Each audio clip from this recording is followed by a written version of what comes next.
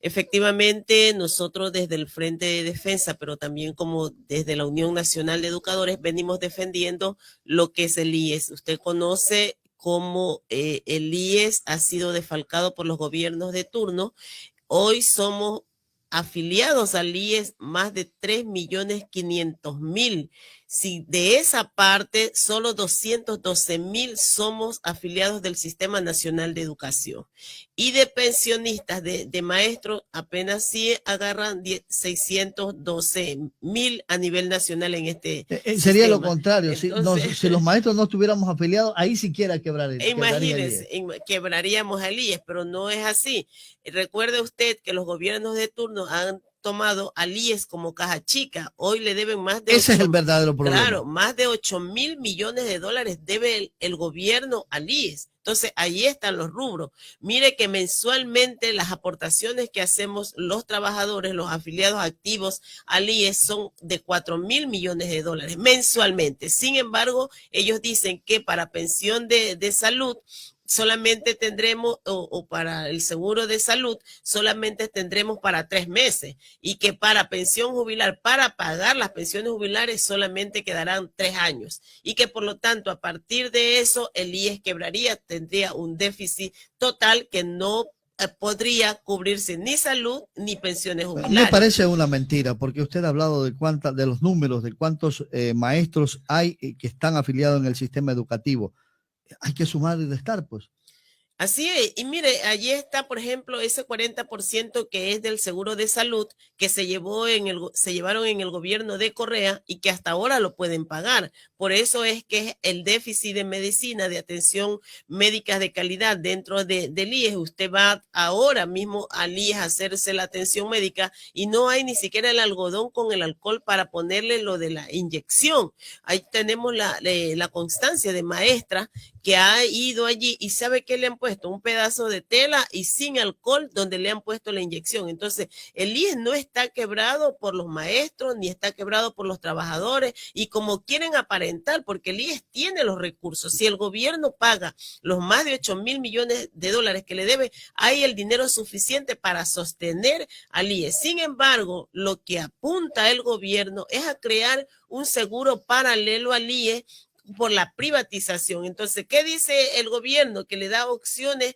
al afiliado, si irse al seguro paralelo o quedarse en el IES. Lógicamente que usted, viendo la atención que dan en un seguro privado, tomará el hecho de irse para allá. Pero no se trata de eso, se trata de defender el recurso que es nuestro, que lo aportamos mes a mes, que nos descuentan de nuestro rol de pago y que por lo tanto ese recurso debe defender. Lo quieren llevar, mire, al propio hecho de Chile y Argentina, donde allí hay la privatización. Le plantearon a los afiliados al IE de que esos recursos que aportaban mes a mes debían de ir a empresas privadas para generar intereses y por lo tanto pagarle de mejor manera las pensiones jubilares. Sin embargo, no ocurrió así. Quebraron esas aseguradoras, incrementaron los años de servicios para jubilarse, incrementaron las aportaciones, pero bajaron las pensiones jubilares, y hoy un afiliado o un pensionista en Chile, en Argentina, cobra $140. O sea, allá nos quiere llevar la privatización. Entonces el gobierno, lejos de pagar esa deuda que tiene, lo que hace es todo generar los recursos para pagar la deuda externa. Y mire que la economía, se ha dicho en este país, que ha crecido en un 4.1%. Significa que estamos en mejores condiciones de recursos. ¿Por qué entonces el gobierno no paga la deuda que tiene con el Y que con el con eso IES? se estaría solucionando gran parte del problema de la escasez de medicina, que en Esmeraldas no hay ni especialistas ni medicina, no hay nada. Y lo otro es que el hospital del IES ya no da más. A esas camas que están allí ya no puede responder a la cantidad de afiliados que somos en la provincia de Esmeraldas. Mal llamada clínica. Yo Así creo que es es. un dispensario de esos del seguro campesino. Perdón, no por burlarme, pero sí, no puede ser que en el Cantón Esmeraldas tengamos un dispensario. No tenemos una clínica ni un hospital. Un dispensario para atender ¿A cuántos afiliados? Imagínense, y esa es la lucha que se está haciendo precisamente desde el Frente de Defensa con la Coordinadora de Jubilados en el hecho de la construcción, y eso viene desde hace muchos años atrás, de la construcción de un nuevo hospital del IE que atienda las necesidades de todos los afiliados de la provincia de Esmeralda. Ahora, si hay acciones ya que se están ejecutando.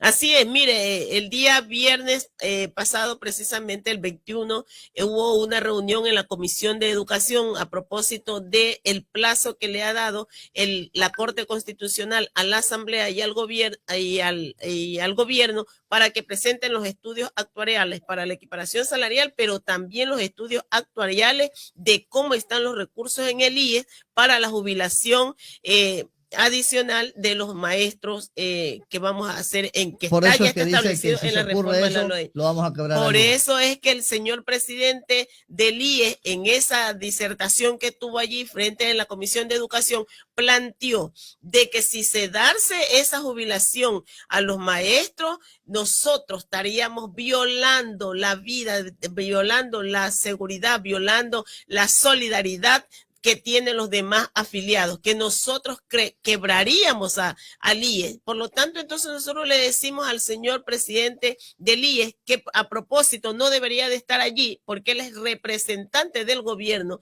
Quien debe de estar allí es un representante en ese consejo directivo, un representante de los trabajadores, un representante de los afiliados que vaya a ver las necesidades precisamente de cada uno de nosotros. Le decimos al señor que nosotros aportamos mes a mes. ¿Recuerda usted, Fabricio, que antes aportábamos solo sobre el salario básico y después tuvimos que aportar sobre el 100% de nuestro salario para poder tener una jubilación digna? Porque antes también el maestro cuando se jubilaba lo que agarraba era apenas lo del IE y una pensión mínima de $200-250 y tuvimos que aportar el 100% para poder llegar a jubilarnos con el último salario que tenemos en este momento. Por lo tanto, entonces, si nos jubilamos con los 30 años de servicio sin límite de edad, están nuestras aportaciones. Es nuestro dinero que nos van a regresar, no es el dinero de los demás afiliados. Es el ahorro prácticamente que se ha hecho. Así es, ese es el ahorro que hemos hecho mes a mes durante todos nuestros años de vida, de trabajo que hemos tenido. Por eso entonces, desde la Unión Nacional de Educadores también le hemos presentado la propuesta a la Asamblea, a la Comisión de Educación, de dónde está, primero para la equiparación salarial, pero también de dónde está la propuesta para que el IES pueda cumplir con esta jubilación anhelada por los maestros y las maestras, porque mire, cumplimos 30 años de servicio, tenemos 50 años de edad y tenemos que seguir trabajando hasta que cumplamos 60. Le entregamos al gobierno, al Estado, 10 años de servicios adicionales que después, cuando nos jubilamos, no nos los reconocen. Y tras eso tiene que esperar 10 más para que le llegue la así es, o sea, porque tiene que llegar hasta los 70. Imagínese usted, incluso nuestros propios compañeros que ahora se han jubilado, que han salido, unos están enfermos, otros han fallecido y sin embargo hasta ahora pueden cobrar esa jubilación. Entonces, mire una inequidad que hay con el magisterio, sin embargo hay en otros empresas, otras organizaciones que trabajan, se jubilan y cobran todo su dinero. Sin embargo, el maestro hasta cuando se jubila tiene que seguir peleando por ese anhelado sueño. Ahora, usted es dirigente, sigue siendo dirigente del magisterio y conoce muy bien la situación. Hasta el 12 se culmina el plazo, pero no hay ningún pronunciamiento hasta ahora.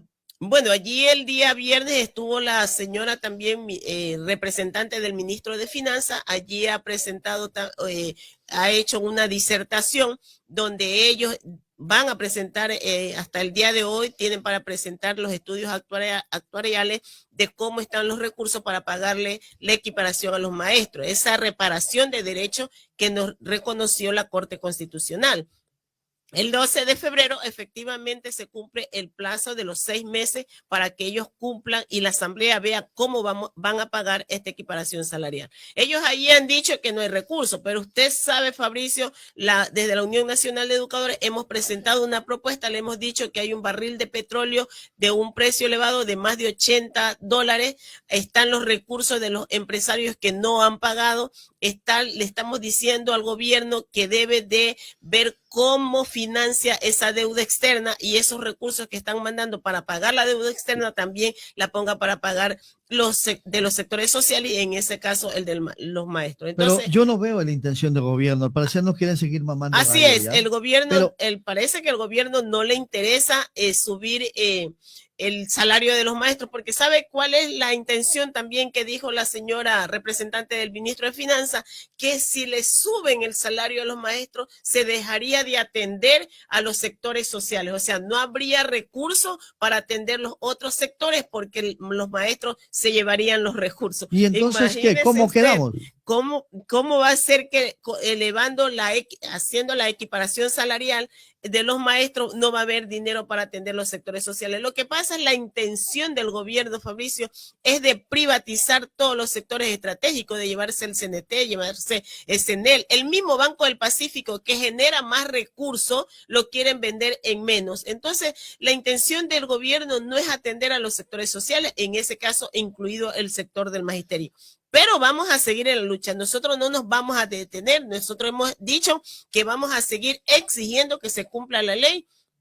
Las reformas a la ley están aprobadas, la Corte Constitucional, en llegado su momento, tiene que tomar una decisión, porque allí también nosotros estamos planteando que debe de hacerse el juicio político al ministro de Finanzas y al presidente del IE, porque deben de cumplir con los recursos para hacer tanto la equiparación salarial como la jubilación adicional. Ahora, es una ley aprobada y ya ha dado la razón la Corte Constitucional. Los asambleístas lo han aprobado. El gobierno sería el único que se opone. Estamos a menos de un mes de que se cumpla ese plazo. ¿Qué pasaría si el gobierno sigue en esa misma posición?